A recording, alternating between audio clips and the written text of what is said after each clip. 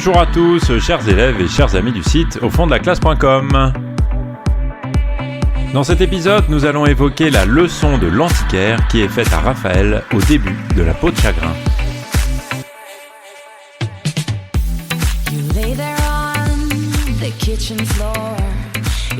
Dans cet épisode, on va donc s'intéresser à un passage très important du roman La peau de chagrin de Balzac.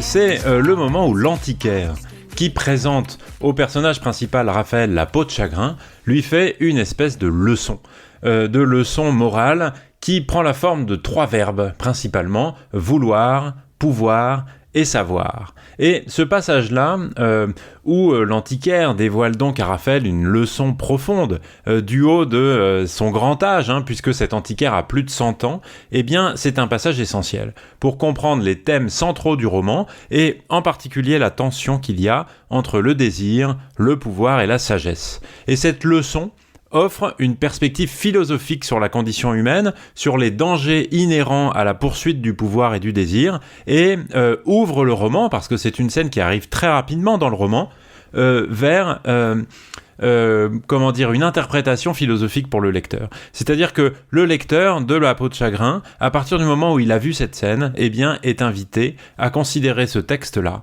ce roman, cette histoire, ce conte, comme un livre qui doit faire réfléchir sur des grands sujets philosophiques. Et on ne peut pas le prendre comme un livre fantastique qui ne servirait que à donner du frisson. On ne peut pas le lire comme une histoire réaliste qui, pour le dire comme ça de manière un peu réductrice, nous fait découvrir un monde social particulier. Non, c'est une œuvre qui doit être lue. C'est en tout cas comme ça que le lecteur, la lectrice est engagée dans ce livre comme quelque chose de philosophique. Et à ce titre-là, ce passage est très important. Je vais vous en lire juste un extrait et puis on va essayer de le commenter ensuite. Voici l'extrait. Bien sûr, dans cet extrait-là, c'est l'antiquaire qui parle à Raphaël. Donc, il emploie la première personne, mais c'est bien ce vieil antiquaire, le vieillard, qui parle. Je vais vous révéler en peu de mots un grand mystère de la vie humaine. L'homme s'épuise par 2 actes instinctivement accomplis qui tarissent les sources de son existence. 2 verbes expriment toutes les formes que prennent ces 2 causes de mort, vouloir et pouvoir. Entre ces 2 termes de l'action humaine, il est une autre formule dont s'emparent les sages, et je lui dois le bonheur et ma longévité. Vouloir nous brûle, et pouvoir nous détruit. Mais savoir laisse notre faible organisation dans un perpétuel état de calme. Et j'arrête ici la citation. Vous voyez que dans ce passage, alors vous le voyez surtout si vous avez l'extrait sous les yeux, mais si vous le voyez, eh bien, vous verrez que vouloir, pouvoir et savoir sont en majuscules. Et il est clair que ce sont donc des mots-clés ici qu'on nous donne, et dans cette leçon de l'antiquaire, vous voyez bien que c'est vraiment une leçon. C'est-à-dire c'est un enseignement que ce vieil homme veut donner au jeune homme en perdition qui est devant lui. Eh bien, c'est une leçon philosophique, c'est une leçon qui prend la forme de ces 3 mots. Alors, on va les traiter, les regarder un petit peu l'un après l'autre, en regardant un petit peu les phrases clés dans lesquelles ils apparaissent. Alors, le texte de l'antiquaire, « vouloir nous brûle ». Alors, qu'est-ce que ça veut dire ? Eh bien, le verbe « vouloir » ici, il est bien sûr associé à l'ambition, au désir et à la passion.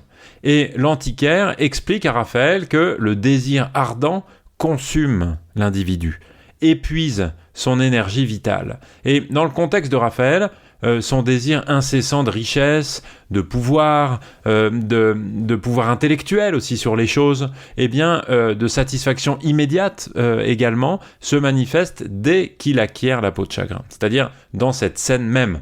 Ce talisman magique exauce tous ses souhaits, mais vous le savez, à chaque désir réalisé, la peau rétrécit, symbolisant la réduction de sa propre vie. Et on a là le symbole, finalement, un peu imagé, représenté de manière très concrète du propos de l'antiquaire, puisque cette consommation de la vie par le désir, par le vouloir, eh bien, rappelle le conseil classique, selon lequel les passions sont des feux qui brûlent et qui détruisent tous ceux qui les entretiennent. Vouloir nous brûle.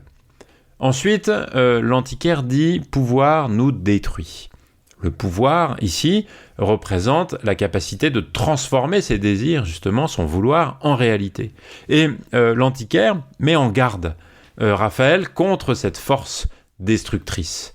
En accédant au pouvoir, l'individu est souvent confronté à une immense responsabilité et des conséquences qui peuvent être dévastatrices. Et Raphaël, en possédant la peau de chagrin, détient un pouvoir quasi infini, qui est divin, mais à un coût évidemment mortel, puisque chaque utilisation de ce pouvoir, bien que évidemment gratifiante à court terme, parce qu'elle donne du plaisir aussi, eh bien consume, use sa vitalité.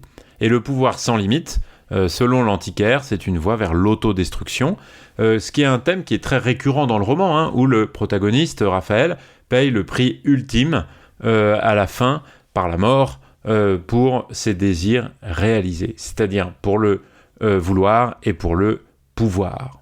Et la solution, la troisième voie, ici, c'est le savoir. Et on peut retenir cette phrase, « Savoir laisse notre faible organisation dans un perpétuel état de calme ». Alors savoir ici, c'est donc présenter, et d'ailleurs le mot apparaît juste dans la phrase précédente, comme la voie de la sagesse. C'est le verbe des sages.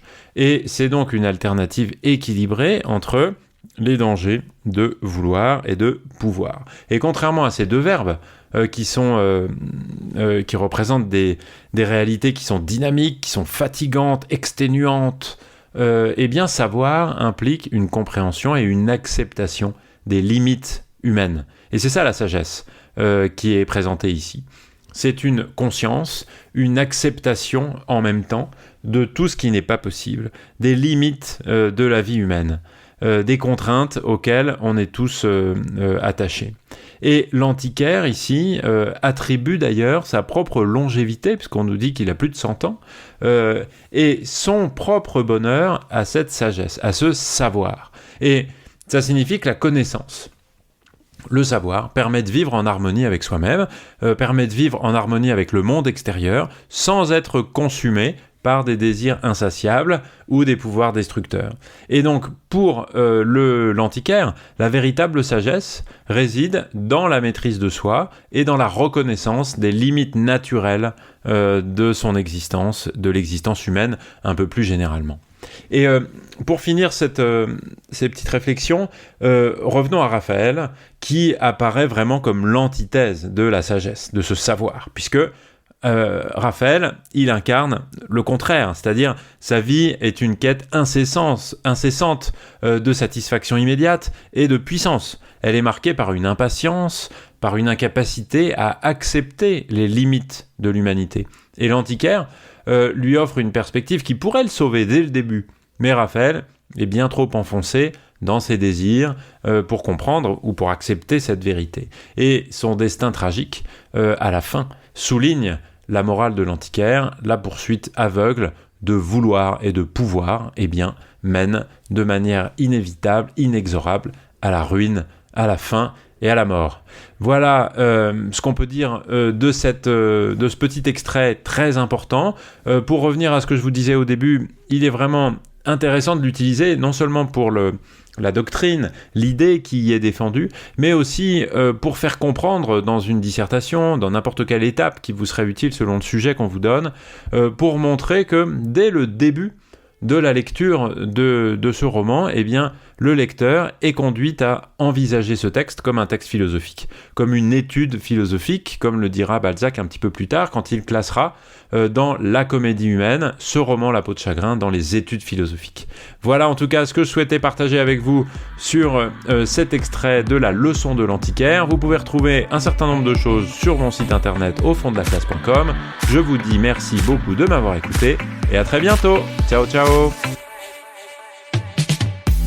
You lay there on the kitchen floor.